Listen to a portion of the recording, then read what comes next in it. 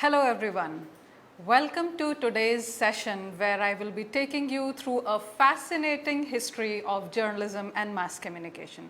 So both these sessions will be dedicated to looking at journalism and mass communication through a historic perspective.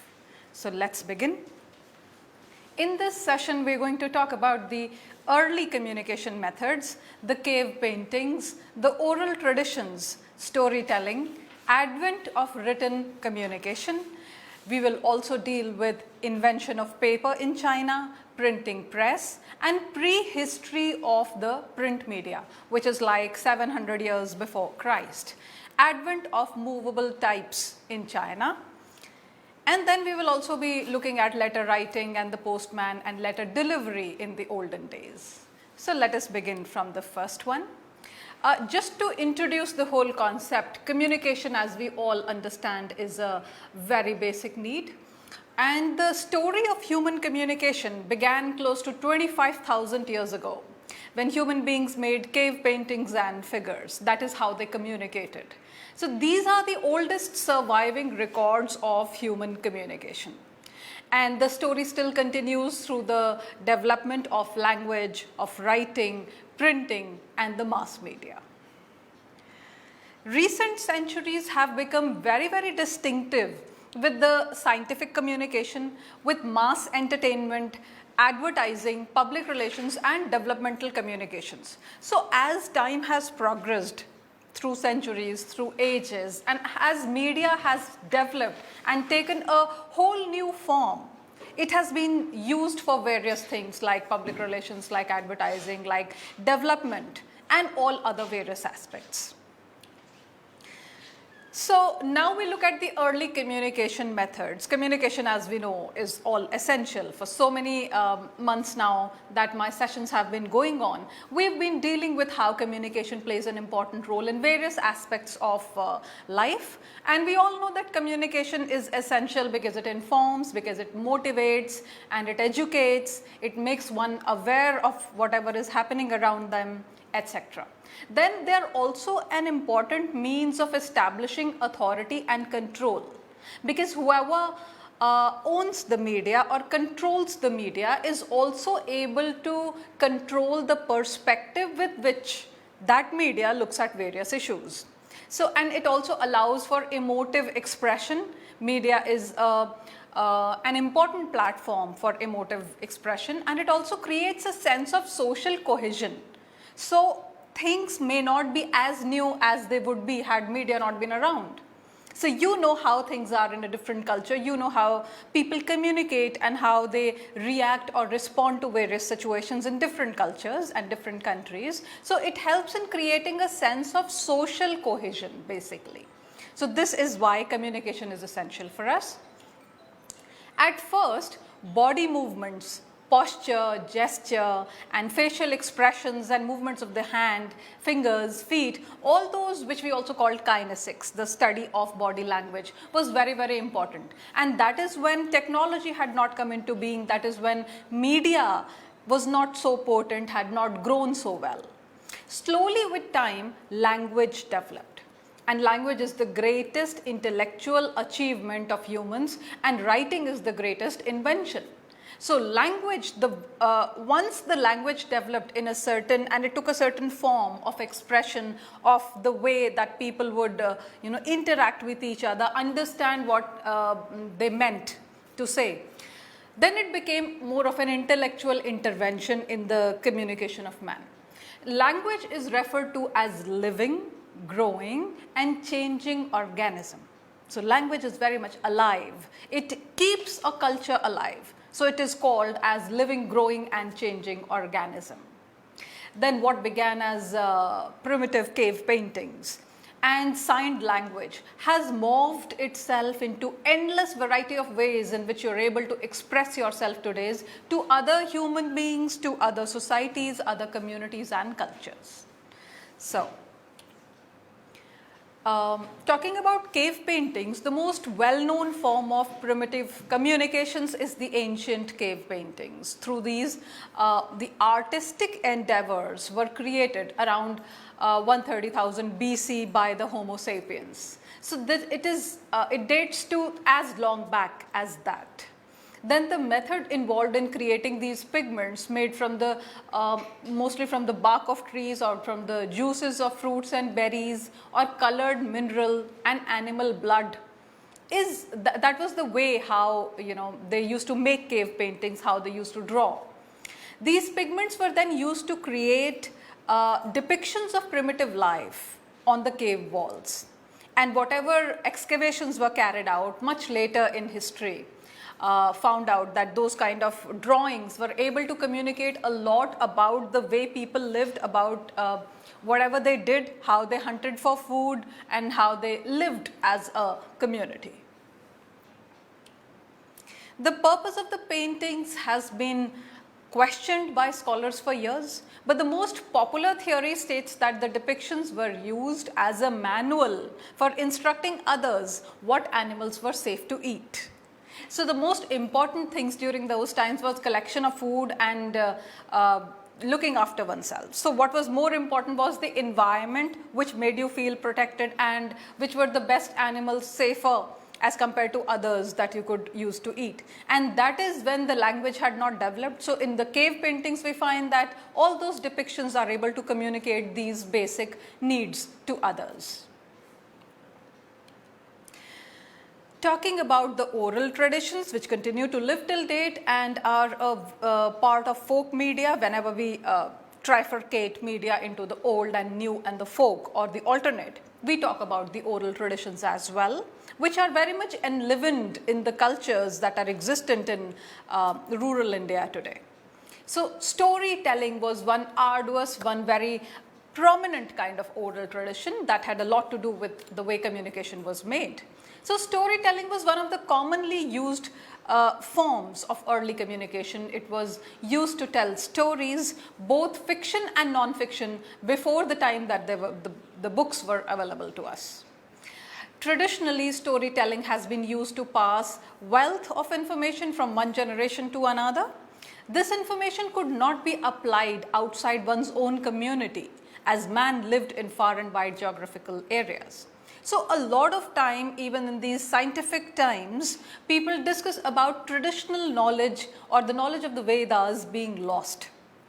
Despite the fact that Vedas were written documents, still there have been certain kind of traditional knowledge which have not been documented anywhere in any form, and so are not available to the modern human being to be made use of. And that is why traditionally it used to pass on the information from one generation to another, but in the time period it slowly got lost.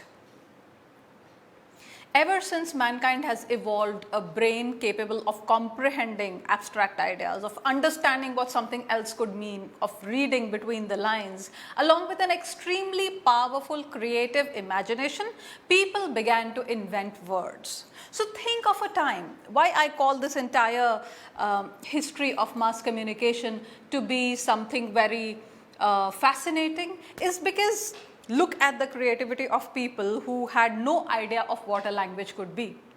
So they would not make use of those senses.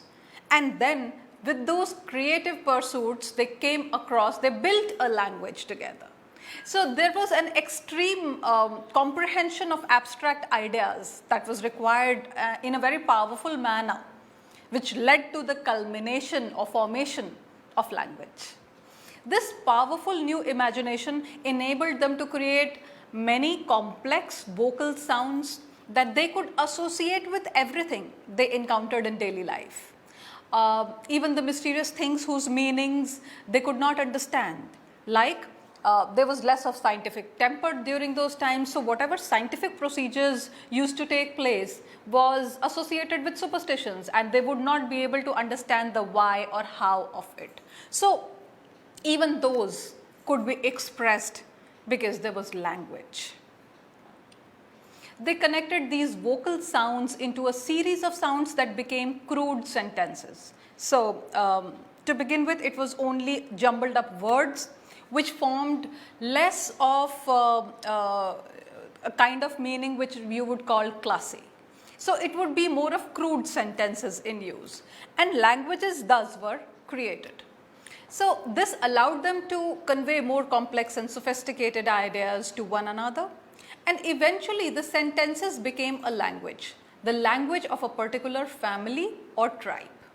There are thousands of different languages and dialects that are available in the world today. So one can imagine from the time that the first language came into being till this date, when we have so many different kind of languages, dialects, and the way cultures have evolved because of evolution of language. People use this crude language to convey everyday deeds and ideas to one another, and some imaginative people began to tell stories of events. Now let us look at the political angle of this. Now while there were a few imaginative people who started telling what happened to them or what happened in a certain scenario or in society, they were also talking about how hunting used to be done or of some other incident. These people became influencers. Why? Because, and these were the people who had this creative idea with them of telling stories about what was happening in nature, in environment, in amongst people, in communities to each other. So they became influencers because the way they would tell a story was how it would be perceived by the audiences. So for good as well as for bad, they became the influencers. They could dominate, they could frighten others with their stories, and storytelling, the oral communication became a power in their hands. These people have evolved into our storytellers, mankind's most influential and powerful people. Drums and smoke signals were also used by primitive man for a very long time when smoke used to be the SOS signals and drums used to be played, but they were not the most practical means of communicating because both these methods could attract unwanted attention from the enemy as well as from predatory animals. So though these were ways of communication, yet they were not the best ways of communication even in the primitive times. Now let us talk of the advent of written communication. By this time, man had developed to a certain extent, and language and writing had developed much later in man's early history. The earliest script is supposed to be found in China. Until paper was invented by the Chinese and later in the Egypt, there was no written communication except on leather scrolls and palm leaves. And in a number of museums, international as well as national, those palm leaves and those primitive writings are still preserved. Even 1,000 years before the invention of the printing press, educated people were handwriting books and documents. The work manuscript base are found in Latin term libri manuscripti, which means writing book by hand. So manuscript, the word has originated from the Latin. Before paper, most handwritten manuscripts were written on vellum, which was made from calf skin. Other books were printed with wood blocks, usually made from mulberry wood. So because everything available was more natural in nature, they used to make use of blood of animals, they used to make use of juices from fruits and vegetables and natural juices from trees, mulberry wood, to handwrite the books. Now there were three categories of writing system that were prevalent during those times. One was the logographic, which is primarily based on pictograms and ideograms. So there were pictures and ideas which were depicted as pictures, pictograms and ideograms. So that was the logographic kind of writing system. Another was syllabic, which was based on syllables, the alphabets, the syllables that we make use of in language. And the third was alphabetic, which was based on alphabet itself. So while syllables talked more of in terms of sound, alphabet talked more in terms of written language. So all three of them started to develop in the Bronze Age. Then came the age of religious manuscripts, and this was the time between the 7th and 13th centuries and was considered the age of religious manuscripts. Most of the books and documents written were of religious nature and were written by religious leaders. The practice of writing and reading books was mostly prevalent amongst religious scholars and wealthy people, because most of the common people were illiterate and they could not read or write. So this was the age of religious manuscripts. Then came the time where books were explored more for knowledge. The 13th century brought about the exciting change in the realm of the written word. For the first time, secular books were produced for the sake of spreading knowledge and awareness and were not just limited to religion. The catalyst for this change was the rise of universities in Italy and gradually in other parts of the world. Writing, invention of paper, and later invention of printing by Johann Gutenberg in the 15th century made knowledge available to many more people, and books were the first to appear then. Newspaper, magazines, and journals slowly became popular. Such written matter helped people in communicating ideas to a larger number of people. Now let us look at writing versus speech in those primitive times. Writing, unlike speech, involves thoughts, involved correction, editing, rewriting, and occurs in isolation. That means for a writer, it is an individual activity involving a lot of preparation and hard work, unlike speech, which is a shared activity. People would want to speak when there is someone else to listen to, but people like to write when they can completely concentrate and focus and be alone with their thoughts. Then came the times of the printing press. Gutenberg, the full name was Johann Gutenberg, in 1448, he revolutionized the way books were made forever. He was a German and he had a vision of a device that would utilize movable type using blocks with pre-printed text. He devised a hand mold to create a metal movable type and adapted screw presses and other existing technologies to create a printing system. So with those movable types, he could print on paper. This method, combined with the use of paper, ink, and a printing press, allowed for books to be mass produced and greatly reduced the price. Gutenberg made his first device by adapting a wine press to remove the water from paper after printing. Gutenberg's initial project with this new invention was a reprint of a Latin speech book. And he used the press to print Bible, making it the first full-length printed material. From Germany, printing spread to Europe. In 1465, Rome developed a printing press of its own. The ease of printing and proliferation of ideas panicked several rulers as they felt that influence of the printed word could lead the masses to rise against the authorities. So media from the primitive times has been a power, and who handles that power is a very important aspect. So all authorities, kings, rulers have always been, and even governments in the modern times have always been worried about who is handling which kind of a media. Hence, they controlled the amount of material that printers were allowed to produce, because more the material produced, more the influence on the masses, because more the material available for reading. And on the other hand, people started using printing to promote their business in 1600s. So like today in the modern times, when we talk about advertising and event management and marketing and all other related concepts whereby media is made use of to push their business forward, it started way back in 1600s. During this time, printed news sheets called corantos were developed. The restriction on printing slowed down the pace of printing until the 18th century. And now we talk about the invention of paper in China. This invention of paper completely revolutionized the face of print. Written word became more accessible. At first, we used stone and clay tablets to express our thoughts, and with passage of time, other means of writing surfaces were developed. The first portable and light writing surface was papyrus rolls, which were similar to paper in nature, and early parchment paper, which was made of dried reed in China way back in 500 to 170 BC.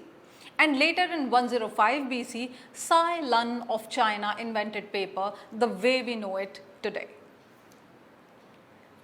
Talking about the printing press, when we delve into the prehistory of print media, which was like 700 years before Christ, we see that in 1900 BC, the Chinese independently developed their very own style of writing.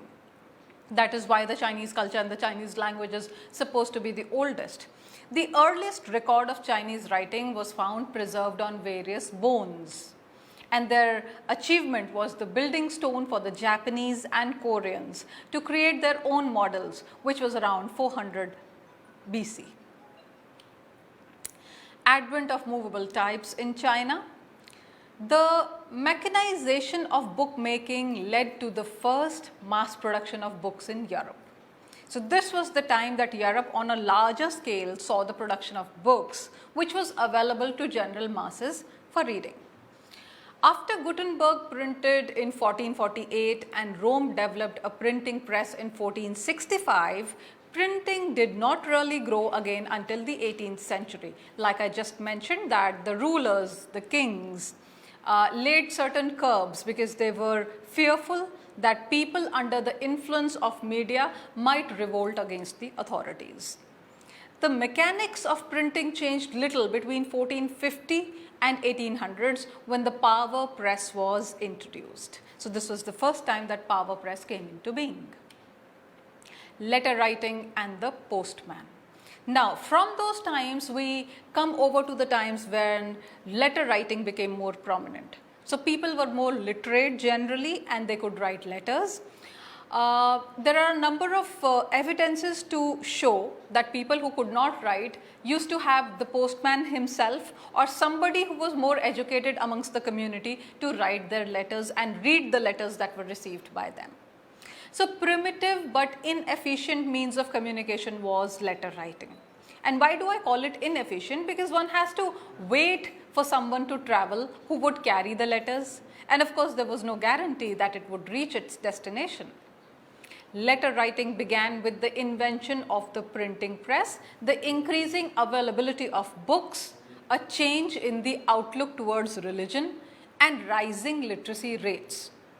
So while people became literate, while they educated themselves on various fields, they also started questioning the blind belief of religion. So there was increasing availability of books and there was a change in perception of the masses who would till now take religious manuscripts the way they were told about them by the pastors and the keepers of religion.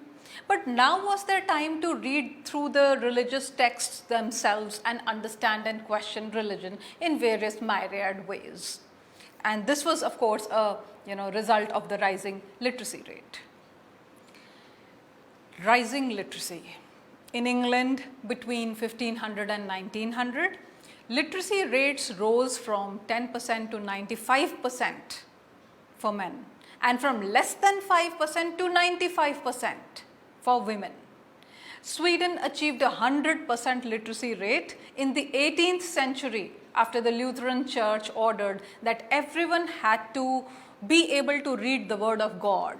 Not only pastors and priests, as had been the previous ways ordained in many Christian religions. So religion, we will all have to understand, across the globe is a big power. If they say that there is a certain thing that people must do, most people would like to follow those religious shrines, be they churches, be they temples. So when this cause, which was actually a social cause, got pushed by churches, it was taken seriously. And the data during those times shows how well the literacy rose. In 1870, compulsory education was introduced in Australia as a means of forging a penal colony to the organized society and helping in combating ignorance, which was considered by government to be a contributor to high crime rates. So even 300 years back, the governments did realize that illiteracy and not being aware of the reality was a basic reason why there were higher crime rates. So education was made compulsory, and for those who did not want it, it was also a penalty. So for a penal colony of an organized society had to be able to read and write. In the United States, there was a religious injunction that believers must read the Bible themselves so that they can understand it better. And this helped them in achieving, again, a 100% literacy rate. Talking about the gender perspective now. The letter writing manuals started coming out in 1750 to 1800s. And until then, it was assumed that only men wrote letters. But from the mid to 18th century, the gender division of letter writing began to be questioned publicly. In 1763, the Lady's Complete Letter Writer was the manuscript that was published. Letter writing was an important part of childhood instruction in England and America. In 1860, the post office was invented, and then onwards, the letter writing became more widespread. Letter delivery in olden days. In ancient civilizations, letters were delivered through messengers who faced the prospect of being robbed, injured, or killed on the way. Then for a long time, mail was the only tool of governments, militaries, and kings. In the 6th century BC, the Persian Empire, which is now the modern Iran, developed a relay system that went up to 100 miles a day, and when the horses got tired, they were traded for a fresh one. So there used to be stoppages where the horse riders could stop, they could exchange and rest, and then exchange their horses, rest, and then move further. The Greeks employed athlete runners to deliver their mails, and these were called Philonides. These were the courier guys and the survey people for Alexander the Great, and he once ran from Sicyon to Elis, which was 148 miles in a day.